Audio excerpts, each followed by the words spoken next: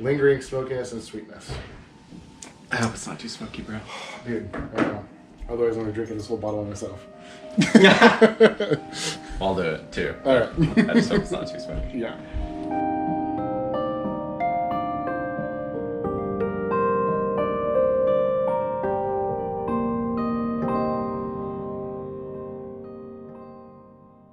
What's up, everybody? Welcome back to another episode of The Whiskey Whisperers. I'm Kevin. I'm Nick. And tonight we decided to go a little bit in a different direction because right now where we live we have a lot of wildland fires and it's kind of smoky outside.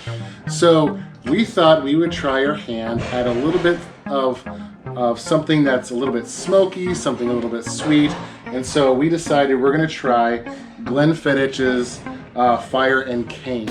So it's got some campfire smokiness to it, and it was finished in sweet rum casks. So, and Nick will tell you, we're both not big fans of the real thick campfire peatiness. We're not. But it looked good. It sounded interesting. It is a limited release, so experimental series. Yep. Number 4. So there must have been other experimental series that we missed out on, but I guess we'll see what they come up with for the next one. Yeah. But yeah, this is the first bottle that we've had since our cheap whiskey series. Mm-hmm. And yeah, we were buying our cheap whiskeys at the liquor store, and we saw this on the special release shelf at our liquor store, and decided to go for it. So yeah, you know, and we always like to try some of those limited editions just because you never know what's out there. Kind of like the Tale of Cake from Glenfiddich. You know, or I'm sorry, Glenmorangie. It was Tale of Cake. Glenmorangie. But you know, that one was really good. Really unique. Yeah.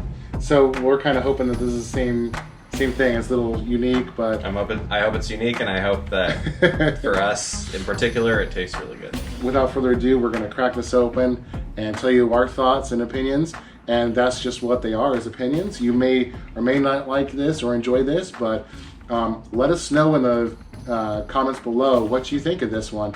We'd love to hear from you. Also, don't forget to like and subscribe to our channel as we continue doing weekly series of different tastings. Actually, you know, that doesn't smell too bad. I will tell you that the cork does have some smokiness to it. Yeah. Yeah. It's pretty transparent, even though it's got a nice, rich color to it. It's actually got a very dark... I can smell the smoke. Can you? I can. Just on the cork alone, I can smell the smoke, so I'm like kind of nervous now, but doesn't mean that we can't. I hope this is really good. The anticipation is almost killing me, but I don't know. It's kind of... It does smell sweet at the same time, but it's definitely, that peat is definitely noticeable in there. Which is interesting. In the bottle, it must be the bottle tint, but it looks a lot darker. Yeah, in the bottle. It's got a dark bottle. But when you look at this in the tasting glass, it's got a nice honey color to it. It's got a nice film around the glass there. Probably can't see that, but yeah, it actually holds up really well. Yeah, mine's just now starting to drip. Mm-hmm. So. Which means it's probably full-bodied. Yeah. I'm definitely getting peat. Makes me nervous. I'm getting Tom. Getting Tom? I'm getting James. I was like, who are those guys? Must be the makers of it. All right. It's definitely there. It's definitely there. Let's do this. All right. Cheers.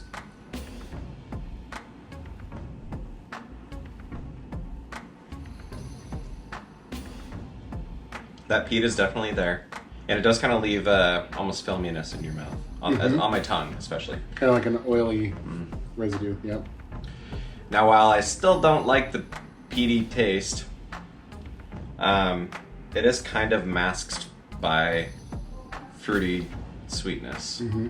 At the back end of it, I'm actually getting definitely the smoke.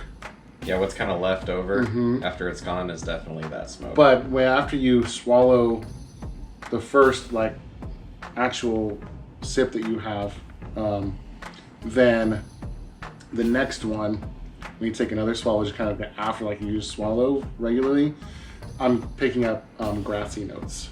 So that's kind of interesting. I think that's because of the peat. You think so? Yeah. Interesting. Peat's still not my favorite. I'm gonna just say that, but you know, this isn't as bad as I had assumed it would be. It's not as peaty as John Barr, I can tell you that. I could taste the sweetness in my first swallow, but now every time I take a drink, all I can taste is the smokiness. The smokiness.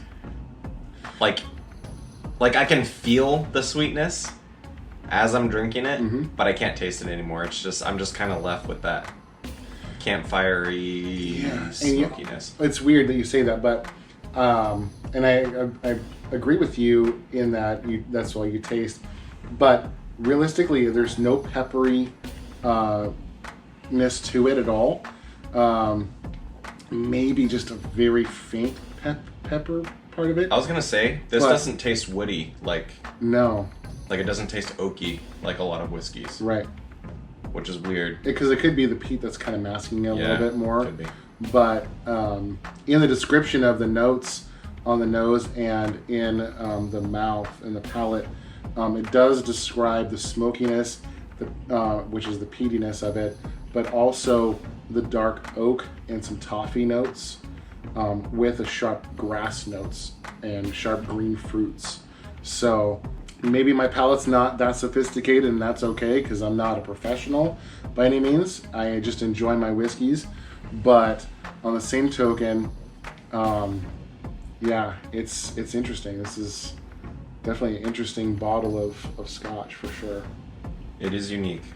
It's not just straight up campfire smoke like John Barr. It's not sweet like Glenlivet rum cask finish. It's somewhere, it's like pulling from all kinds of different areas. Different things. And actually, you know, it's interesting as I took a very big swallow, which I shouldn't have done, but because it just kind of, I felt a little overwhelmed there. But I did pick up the sweetness on that swallow. Like as I was running it through my mouth, I did pick up that sweetness of like the toffee and the rum sweetness in the very beginning, and then you get that smoky towards the back. So, and I also took a very big swallow, and now I can actually feel the finish on that one was long. It was just a warmth all the way down. So, of course, I wasn't just sipping it. I actually didn't even take that big of a drink. So, don't do that. I don't know. I'm curious to see what this would be on ice, since we're drinking this neat. We're gonna try it on ice. And we will. As of right now, I won't give my score yet, but I would not buy this again. I can tell you that. There you have it. But it was worth the journey. Yeah, absolutely. Worth the try. And honestly, every bottle that you drink and you is an experience, and that's what we're all about, is trying that different experience and trying new things. So, and some things that we might not like, we try to revisit that to see, do we like this or do we really want to stay away from it? I think we may put ourselves through torture at some point and get a bunch of really peaty whiskeys. Yeah.